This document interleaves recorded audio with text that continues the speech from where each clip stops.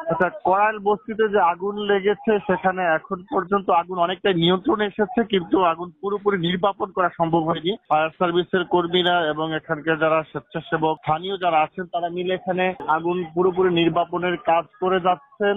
যদিও কিছু কিছু জায়গায় এখনো আগুনের লেলিহান শিখা দেখা যাচ্ছে এবং পুরো এলাকাটা জুড়ে কিন্তু কালো ধোঁয়া দেখা যাচ্ছে। তারপরও ফায়ার সার্ভিসের কাছ থেকে প্রাথমিকভাবে যদি বলা হচ্ছে যে আগুনটি আর প্রসারিত হবে না, যতটুকু আছে সাথে তারা নিয়ন্ত্রণে নিয়ে আসতে পারবেন খুব অল্প সময়ের মধ্যে। এই হচ্ছে আসলে এই করাইল বস্তিতে যে আগুন অগ্নিকাণ্ডের ঘটনার সর্বশেষ পরিস্থিতি। আমরা এখানকার যারা স্থানীয় মানুষ আছেন তাদের সাথে কথা বলে যতটুকু বুঝতে পেরেছি যে প্রায় 2 থেকে 250 ঘর এখানে এবং ঘরের সাথে দোকানপাটও আছে এবং 2 থেকে 250 ঘর দোকানপাটে আগুন লেগেছে এবং এই সবগুলো ঘরে কিন্তু পুরোপুরি ভস্মীভূত হয়ে গেছে।